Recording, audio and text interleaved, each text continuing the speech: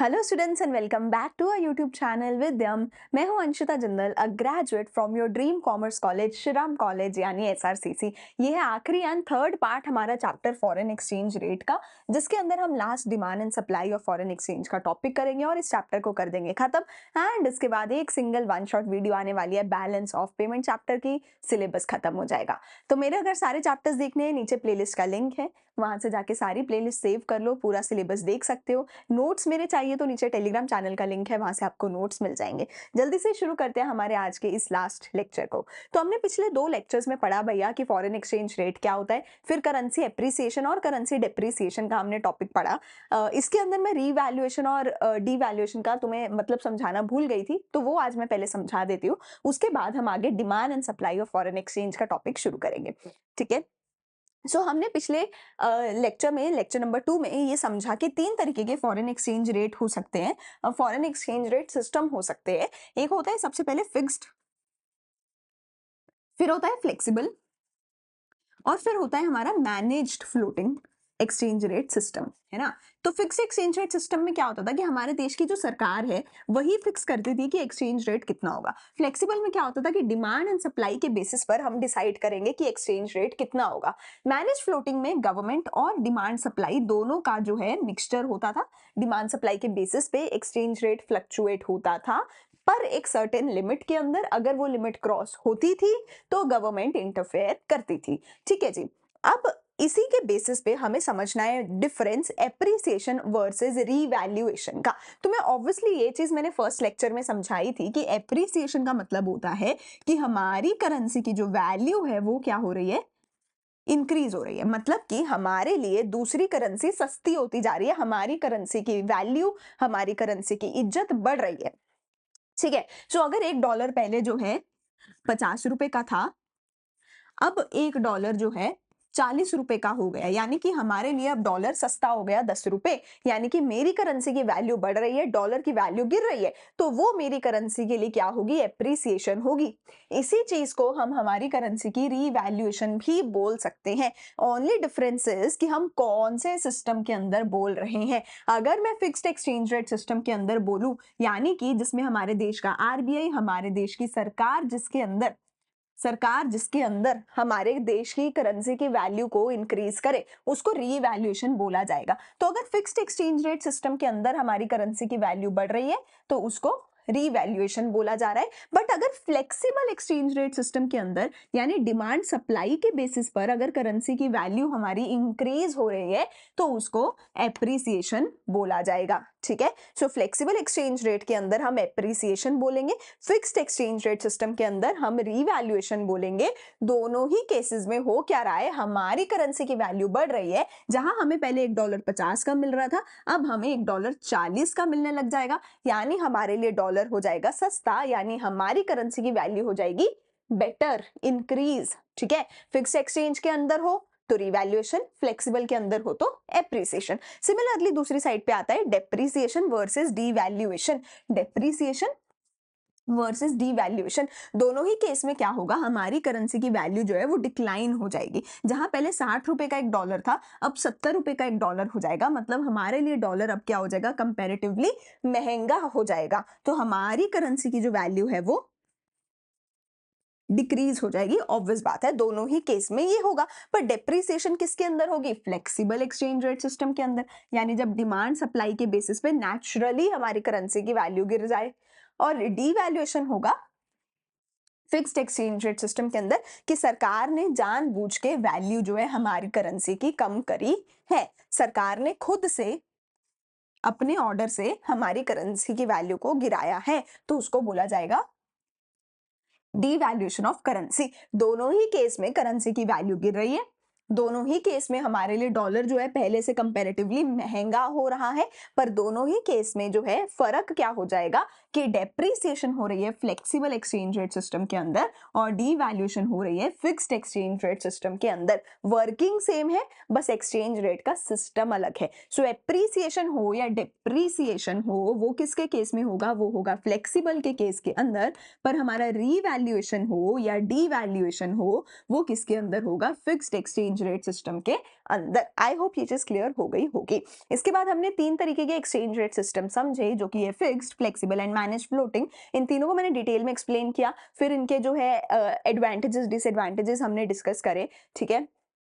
अब हमें इसके बाद आज लास्ट टॉपिक करना है, जो कि है source of demand and supply of foreign exchange. उसके बाद एक छोटा सा टॉपिक होगा फॉरेन एक्सचेंज मार्केट का, वो भी कर लेंगे, ठीक है। तो डिमांड सप्लाई के जो सोर्सेज है ना बेटा, इसके लिए मैंने बहुत अच्छे से तुम्हारे सामने एक्रोनियम्स बनाए हैं। इन एक्रोनियम्स की मदद से तुम याद कर सकते हो, otherwise it becomes really difficult to learn कि कौन से सोर्सेज किस चीज के हैं, ठीक है। बट मैंने यहाँ पे प्यारे से तुम्हारे लिए एक्रोनियम्स बना दिए। इन एक्रोनियम की मदद से तुम याद करो क्या सोर्सेज है डिमांड ऑफ फॉरेक्स के, क्या सोर्सेज है सप्लाई ऑफ फॉरेन एक्सचेंज के। सो डिमांड का हमारा क्या है एक्रोनियम, ट्यूलिप्स, ट्यूलिप्स, ठीक है। सो ट्यूलिप्स डिमांड करते हैं फॉरेन एक्सचेंज की, ठीक है। ट्यूलिप्स में क्या क्या आता है, सबसे पहले आता है हमारा टूरिज्म। अच्छा पहले डिमांड कर्व देख लेते हैं। ट्यूलिप्स में हमारे पास क्या आता है, सबसे पहले आता है हमारे पास टूरिज्म। सो देखो डिमांड फॉर फॉरेन एक्सचेंज का क्या मतलब है कि हमारे देश के लोग कब डिमांड करेंगे दूसरे देश की करेंसी का। मैंने तुम्हें फर्स्ट ही लेक्चर में बताया था फॉरेन एक्सचेंज का मतलब क्या है, किसी भी दूसरे देश की करेंसी, चाहे वो डॉलर है, चाहे वो पाउंड है, चाहे वो येन है, चाहे वो कोई भी दूसरी करेंसी है, चाहे वो यूरो है, ठीक है, कोई भी दूसरी करेंसी है, अगर हमारे देश में किसी भी दूसरी करेंसी की बात हो रही है तो उसको फॉरेन एक्सचेंज बोला जाएगा। अगर मैं बोलूं डिमांड फॉर फॉरेन एक्सचेंज, उसका क्या मतलब होगा, हमारे देश के लोग किसी भी दूसरी करेंसी की डिमांड कर रहे हैं। हमारे देश के लोगों को डॉलर चाहिए, पाउंड चाहिए, येन चाहिए, यूरो चाहिए, कुछ भी चाहिए, पर हमारे देश के लोगों को दूसरी करेंसी चाहिए। तो हमारे देश के लोगों को दूसरी करेंसी कब चाहिए होगी, सबसे पहली बात है अगर मेरे देश के लोग किसी भी दूसरे देश में घूमने जाएंगे, टूरिज्म, अगर हम घूमने जा रहे हैं टू अब्रॉड, मतलब बेसिकली हमें किसी भी दूसरे देश की करेंसी क्यों चाहिए, जब हमें किसी दूसरे देश में जाके पेमेंट करनी है। अगर मुझे इंडिया में ही पेमेंट करनी होगी तो मैं डॉलर में नहीं करूंगी, मुझे अगर दूसरे देश में जाके पेमेंट करनी है तो मुझे दूसरे देश की करेंसी चाहिए होगी। तो अब मैं दूसरे देश में कब जाऊंगी पेमेंट करने, या तो मैं वहां घूमने जा रही हूँ, अगर मैं वहां घूमने जा रही हूँ तो मैं दूसरे देश की करेंसी डिमांड करूंगी ताकि मैं बाहर पेमेंट कर सकूं। अगर मुझे अपने दोस्तों को, सगे संबंधियों को बाहर पैसा भेजना है, अगर मुझे यूनिलेटरल ट्रांसफर करने हैं बाहर किसी दूसरे देश में, मेरा कोई दोस्त सगा संबंधी रहता है, मैंने उसको पैसा भेजना है, तो मैं ऑब्वियसली वो पैसा दूसरी करेंसी में भेजूंगी, डॉलर में, पाउंड, येन में भेजूंगी, यूरो में भेजूंगी। तो इसके लिए मुझे डिमांड होगी फॉरेक्स की। अगर मुझे कोई बाहर वालों का लोन रीपे करना है, मैंने अगर यूएसए से कोई लोन ले रखा था, तो उस लोन को जब मैं रीपे करूंगी तो रीपे करूंगी डॉलर में, उसके लिए मुझे पैसा चाहिए होगा। मतलब इन सारे केसेस में मुझे पेमेंट करनी है देश से बाहर। देश से बाहर कैसे कैसे पेमेंट कर सकती हूँ, उसके ये तरीके हैं, ठीक है। Import of goods and services, अगर मैं बाहर से कोई चीज इंपोर्ट करवा रही हूँ तो उसके लिए मुझे फिर से बाहर पेमेंट करनी है ना। इंपोर्ट में क्या होता है, पैसा मेरे पास, गुड्स एंड सर्विसेज मेरे पास आ जाते हैं, मुझे पैसा बाहर वालों को देना पड़ता है, ठीक है। Purchase of asset in foreign, अगर मैं किसी दूसरे देश में जाके वहां कोई एसेट खरीदूं, किसी दूसरे देश में जाके मैं कोई घर खरीद लूं, मैं कोई गाड़ी खरीद लूं, तो ऑब्वियसली मुझे उस एसेट के लिए जो पेमेंट है वो भी किसी दूसरी करेंसी में ही करनी होगी, तो फिर से मुझे पैसा चाहिए उनका। और स्पेक्यूलेशन, स्पेक्यूलेशन मतलब बेसिकली अगर मुझे किसी दूसरे देश की शेयर मार्केट में, स्टॉक मार्केट में इन्वेस्ट करना है, जैसे इंडिया की स्टॉक मार्केट होती है ऐसे हर देश की स्टॉक मार्केट होती है, तो जरूरी नहीं है कि मैं सिर्फ इंडिया के शेयर खरीदूं। अगर मुझे गूगल का, माइक्रोसॉफ्ट का, एप्पल का शेयर खरीदना है तो मुझे यूएस की मार्केट में, स्टॉक मार्केट में इन्वेस्ट करना पड़ेगा। तो अगर मैं किसी दूसरे देश के स्टॉक मार्केट में इन्वेस्ट करना चाहती हूँ तो ऑब्वियसली मुझे उस देश की करेंसी चाहिए होगी। सो मैं डिमांड कब कब करूंगी फॉरेन एक्सचेंज की, फॉरेन एक्सचेंज मतलब किसी भी दूसरे देश की करेंसी, मैं दूसरे देश की करेंसी की डिमांड कब करूंगी, जब मुझे दूसरे देश में जाके पेमेंट करनी होगी। तो अगर मैं दूसरे देश में घूमने जाऊं तो उनकी करेंसी में पेमेंट करूंगी। अगर दूसरे देश में अपने सगे संबंधियों को पैसा भेजना है, दूसरे देश में किसी का मुझे लोन चुकता करना है तो उनको पैसा दूंगी, बाहर से सामान मंगवाया है तो पैसा बाहर दूंगी, बाहर कोई जाके मैंने एसेट खरीदा है, घर, गाड़ी, वॉटएवर, ठीक है, या फिर अगर मुझे बाहर के देशों की स्टॉक मार्केट में, कंपनियों में इन्वेस्ट करना है, तो इन सारे केसेस में क्या होगा, डिमांड होगा फॉरेक्स का। डिमांड कर्व हमारा कैसा होता है, 11th क्लास में ही तुम पढ़ते आ रहे हो कि जो डिमांड कर्व होता है ऐसा नीचे को जाता हुआ एक डाउनवर्ड स्लोपिंग कर्व होता है। क्यों होता है, क्योंकि डिमांड और प्राइस का इनवर्स रिलेशन होता है, प्राइस बढ़ेगा डिमांड गिरेगा, तो प्राइस और डिमांड का इनवर्स रिलेशन होता है, इसलिए डिमांड कर्व ऐसा नीचे को जा रहा होता है। ये हमारा यहाँ पे डिमांड कर्व है, ठीक है। अगर तुम अगर तुम प्राइस को P से P1 कर दोगे तो डिमांड अंदर को गिर जाएगी, अगर प्राइस को कम कर दोगे तो रेट देखो डिमांड बढ़ जाएगी। ठीक है, वो चीज तुम यहाँ पे देख सकते हो, प्राइस और डिमांड का इनवर्स रिलेशन होता है। सो डिमांड कर्व में कुछ नहीं करना, तुम्हें बस O X axis O Y axis बनाना है। वैसे आई डोंट थिंक ये पेपर में आएगा भी तुम्हारे, और बस ऐसे नीचे को लाइन खींच दो तो ये बन गया डिमांड कर्व। ठीक है, डिमांड का उल्टा होता है बेटा जी हमारे पास सप्लाई, सोर्सेज ऑफ सप्लाई, यहाँ पर लिख दो सोर्सेज ऑफ, सॉरी डिमांड नहीं, डिमांड के तो हो गए, अब क्या है मेरे पास sources of supply of foreign exchange. अब डिमांड का बिल्कुल उल्टा है supply of foreign exchange. Supply of foreign exchange का क्या मतलब है कि बाहर वाले लोगों को हमारा पैसा चाहिए। बाहर वाले लोगों को हमारा पैसा कब चाहिए होगा, जब उनको हमारे देश में कुछ खर्चा करना होगा। अगर चाइना का, पाकिस्तान का, यूएस का कोई बंदा आता है और उसको भारत में आके कोई खर्चा करना है, तो भारत में डॉलर तो नहीं चलेगा, तो उसको भारत में आके भारत के इंडियन रुपीज में खर्चा करना पड़ेगा। तो वो डिमांड किसकी करेगा, भारत के इंडियन रुपीज की करेगा। तो हम सप्लाई क्या करेंगे, हम सप्लाई करेंगे फॉरेन एक्सचेंज, हम अपना उनको पैसा देंगे बाहर वालों को। तो हमारा पैसा कब लोग हमसे मांगेंगे, कब हमें अपना पैसा लोगों को देना पड़ेगा, जब लोग हमारे देश में आके खर्चा करेंगे। ठीक है ना, डिमांड का उल्टा है, डिमांड के केस में हमें बाहर वालों की करेंसी चाहिए क्योंकि हमें बाहर खर्चा करना है। सप्लाई के केस में हम अपना पैसा दूसरों को देंगे ताकि वो लोग आके हमारे देश में खर्चा कर सके। हम अपनी करेंसी दूसरों को देंगे, बाहर वालों को देंगे ताकि वो हमारे देश में आके खर्चा कर सके। ठीक है, तो सप्लाई कब कब होगी, जब लोग हमारे देश में खर्चा करेंगे। लोग हमारे देश में क्यों खर्चा करेंगे, उसका बिल्कुल उल्टा है, सेम उसका जो भी वहां पे पॉइंट्स पड़े उसका उल्टा है। अगर बाहर वाले लोग हमें कोई ग्रांट या डोनेशन देना चाहते हैं तो ऑब्वियसली वो हमारे देश में पैसा आ रहा है, हमारी इंडियन करेंसी में आएगा, तो हम उन्हें सप्लाई करेंगे अपनी इंडियन करेंसी। अगर हमारे देश में आके बाहर वाले लोग इन्वेस्टमेंट करना चाहते हैं, अगर बाहर के लोग इंडिया में आके घर गाड़ी कुछ भी खरीदना चाहते हैं, तो वो इंडियन रुपीस को हमें उनको इंडियन रुपीस सप्लाई करना होगा। ठीक है, मतलब इस सारे केसेस में बाहर के लोग हमारे देश में आके खर्चा कर रहे हैं। ठीक है, रेमिटेंसेस फ्रॉम अब्रॉड, अगर बाहर के लोग इंडिया में पैसा भेज रहे हैं अपने सगे संबंधियों को, जैसे हमने अपने सगे संबंधियों को बाहर भेजे थे ना, यूनिलेटरल ट्रांसफर टू अब्रॉड, ऐसे ही बाहर वाले लोग अपने सगे संबंधियों को पैसा भेजेंगे इंडिया में रहने के लिए, तो इंडिया में भी तो आएगा यूनिलेटरल ट्रांसफर, जिसको बोला जाता है रेमिटेंसेस फ्रॉम अब्रॉड। अगला है, अगर हमने लोन लिया है बाहर वाले लोगों से, देखो पिछले वाले में था लोन रीपे किया। अगर मैंने जापान से लोन ले रखा है, ये जापान है ये इंडिया है, अगर मैंने जापान से लोन लिया तो पैसा इंडिया में आएगा, तो इंडियन रुपीस में आएगा। जब मैं वो लोन को रीपे करूंगी तो पैसा इंडिया से बाहर जाएगा, तो वो जापान की जो करेंसी है उसमें जाएगा। सो अब अगर मैं लोन ले रही हूं तो पैसा जापान से इंडिया में आ रहा है, अगर मैं लोन ले रही हूं तो पैसा जापान से इंडिया में आ रहा है, इंडियन रुपीस में आएगा, तो सप्लाई ऑफ फॉरेक्स होगा। फिर export of goods and services, यानी कि अगर मैं बाहर गुड्स एंड सर्विसेज भेज रही हूँ, लोग मेरा सामान मांग रहे हैं, तो मैं सामान उनको दे दूंगी, वो पैसा मुझे देंगे, और पैसा किस में देंगे, इंडियन रुपीस में देंगे। एंड लास्ट इज स्पेक्यूलेशन, अगर बाहर के लोग इंडिया के स्टॉक मार्केट में आके इन्वेस्ट करें, शेयर खरीदेंगे, तो वो ऑब्वियसली इंडियन रुपीस उनको चाहिए होगा। ठीक है, तो अगर लोग हमारे देश की करेंसी मांगे, हमारे देश में आके खर्चा करना चाहते हैं फॉरेनर्स, तो हमें अपनी करेंसी उनको सप्लाई करनी होगी। तो वो खर्चा कब कब करेंगे, इन सारे केसेस में करेंगे, जिसका तुम देख सकते हो एक्रोनिम क्या है हमारी, गर्लीज, गर्लीज। ठीक है, तो हमारी जो गर्लीज है वो हमारे क्या है, sources of supply of foreign exchange. Demand के क्या थे, ट्यूलिप्स है ना, tulips demand foreign exchange, and हमारी गर्लीज सप्लाई फॉरेन एक्सचेंज। ठीक है, ये हो गए हमारे एक्रोनियम्स। चलो, सप्लाई का जो कर्व है वो ऊपर की तरफ ऐसे जाता है, तुम लोग देख सकते हो, क्योंकि सप्लाई का और प्राइस का जो है डायरेक्ट रिलेशन होता है। प्राइस बढ़ता है तो सप्लाई बढ़ती है, प्राइस गिरता है सप्लाई गिरती है, तो इनके बीच में एक डायरेक्ट रिलेशन होता है, जिसकी वजह से जो सप्लाई कर्व होता है वो ऐसे ऊपर की तरफ जा रहा होता है।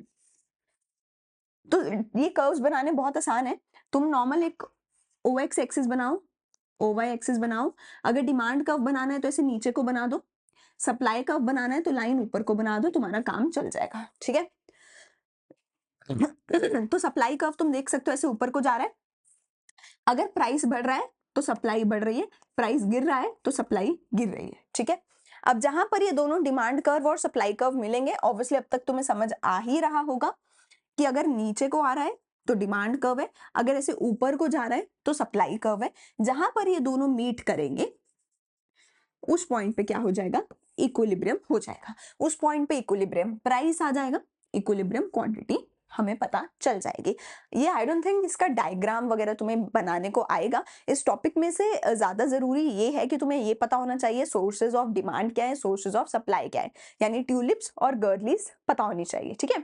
ये डायग्राम इतना जरूरी नहीं है, but it's very very basic diagram जो आना ही चाहिए तुम्हें एज ए इकोनॉमिक स्टूडेंट। तो तुम्हें पता होना चाहिए डिमांड नीचे सप्लाई ऊपर, जहां मिले वहां इक्विलिब्रियम, ये तुम्हें इन जनरल भी पता होना चाहिए, ठीक है।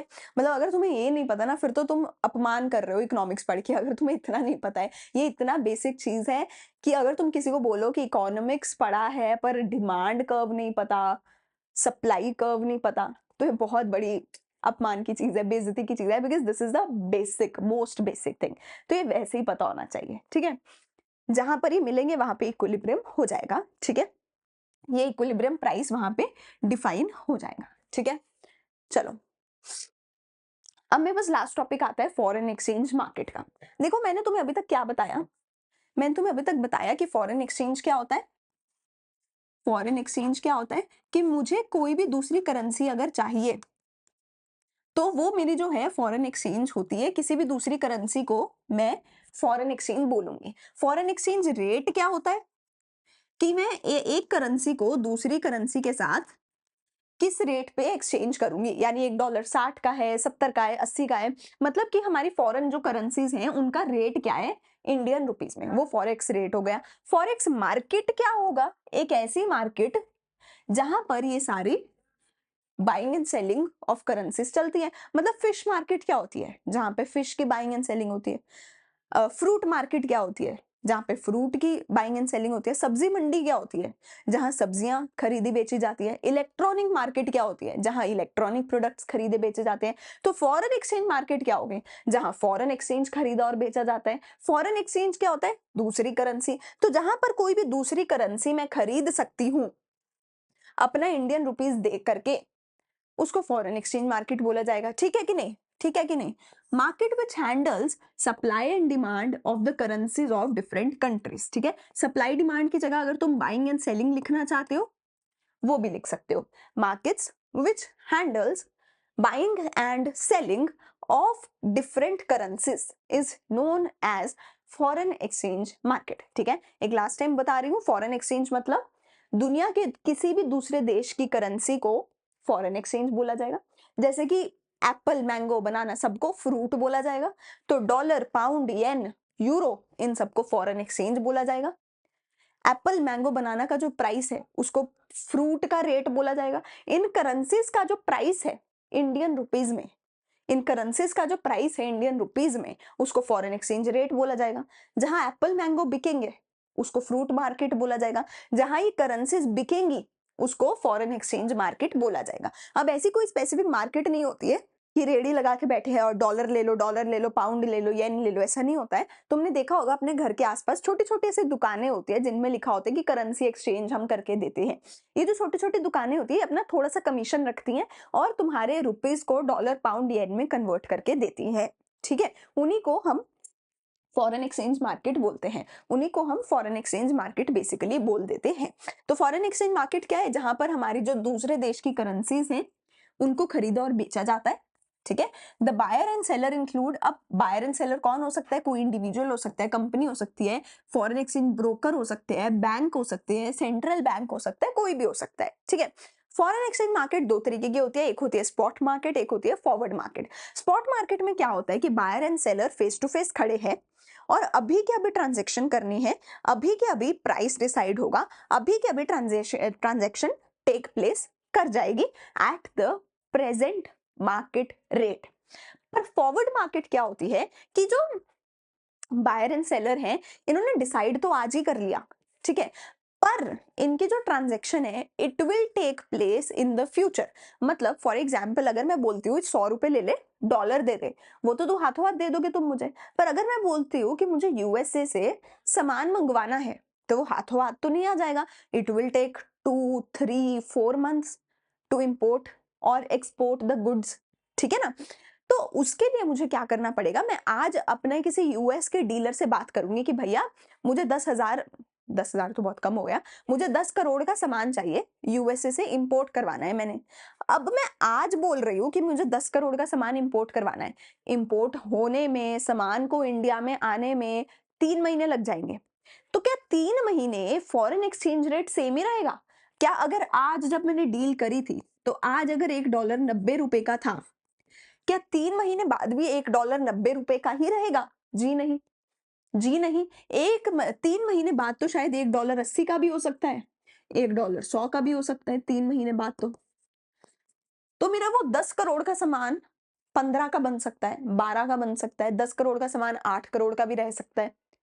ठीक है? तो तुम मतलब बात समझ रहे हो? एक तो होता है कि मैं तुम्हारे से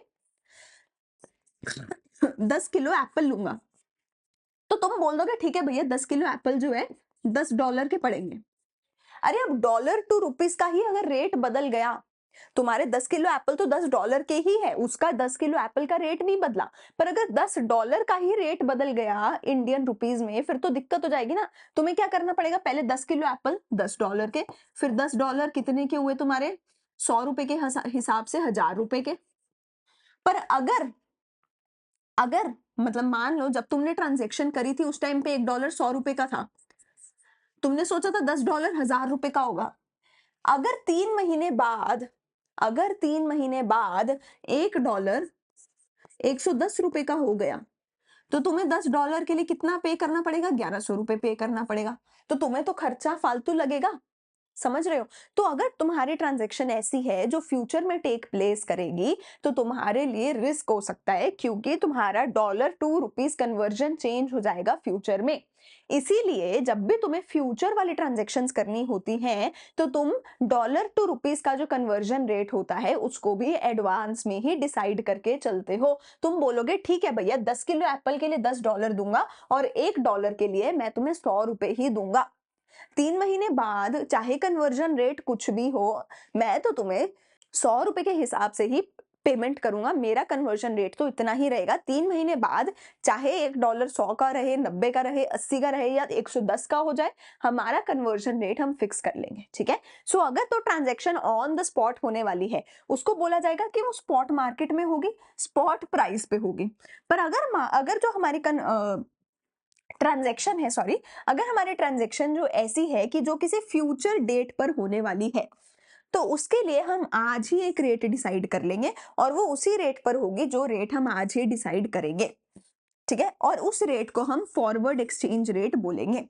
तो हमने फ्यूचर में होने वाली ट्रांजैक्शन के लिए आज ही प्राइस डिसाइड कर लिया और उस प्राइस को हमने फॉरवर्ड एक्सचेंज रेट बोला। स्पॉट मार्केट में तो क्या है, ट्रांजैक्शन अभी होने वाली है, ऑन द स्पॉट होने वाली है, तो ऑन द स्पॉट जो भी प्रेजेंट मार्केट रेट चल रहा है उसी मार्केट रेट पे ट्रांजैक्शन हो जाएगी और उस रेट को हम स्पॉट या फिर करंट रेट बोलेंगे। पर इसके अंदर क्या होगा, फ्यूचर में ट्रांजैक्शन होनी है तो आज के रेट पे एक हम प्री डिटरमाइन कर लेंगे रेट को और उसे फॉरवर्ड एक्सचेंज रेट बोलेंगे। इसकी मदद से हम हेजिंग कर सकते हैं अगेंस्ट रिस्क, मतलब कि हम अपने रिस्क को कम कर सकते हैं। इसकी मदद से पहले से डिसाइड कर सकते हैं कि हमें कितना पैसा देना है, हमें फ्यूचर में जाके कोई रिस्क नहीं होगा, ठीक है? फॉरेन एक्सचेंज रेट मार्केट के फंक्शंस क्या हैं, लास्ट टॉपिक है। सबसे पहला है ट्रांसफर फंक्शन, मतलब अगर मुझे अपना पैसा किसी भी दूसरे देश में भेजना है तो मैं फॉरेन एक्सचेंज मार्केट में जाके भेज सकती हूँ। मैंने बोला ना कि ऐसी छोटी छोटी दुकानें होती है ना हमारे घर के आसपास, जिन्होंने लिखा होता है कि हम जो है करेंसी का तुम्हें जो है तुम्हारे करेंसी को एक्सचेंज कराने में मदद करेंगे। तुम इन दुकान पे जाओ और इनको बोलो कि भैया मुझे 10 लाख रुपए भेजने हैं यूएस में, वो तुम्हारा हेल्प कर देंगे, तुम्हारा काम कर देंगे, तुम्हारा पैसा कन्वर्ट करके दूसरे देश में भिजवा देंगे।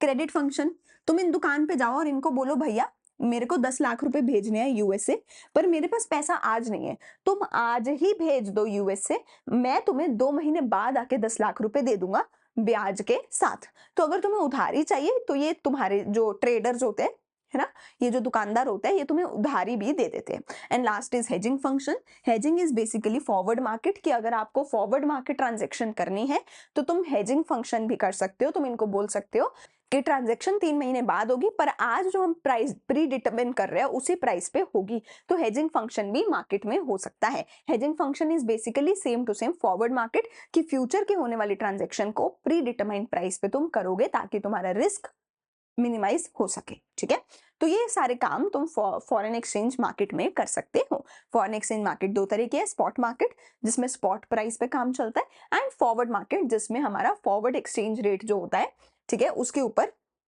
काम चलता है। इसको future exchange rate, forward exchange rate तुम बोल सकते हो। ठीक है, यहाँ पर मेरा ये पूरा चैप्टर होता है खत्म। एक आखिरी चैप्टर इसके बाद बचा है बैलेंस ऑफ पेमेंट का। उस चैप्टर के साथ तुम्हारा पूरा सिलेबस हो जाएगा खत्म, यानी एक आखिरी क्लास बची है जिसके बाद ये चैप्टर, ये सिलेबस तुम्हारा मैक्रो का खत्म हो जाएगा। अगर कोई डाउट है तो कमेंट सेक्शन में अपने डाउट मुझे तुम पूछ सकते हो। मैं तुम्हें मिलूंगी अगली वीडियो में अगले लेक्चर के साथ। तब तक के लिए अच्छे से पढ़ाई करते रहो। Thank you, bye bye.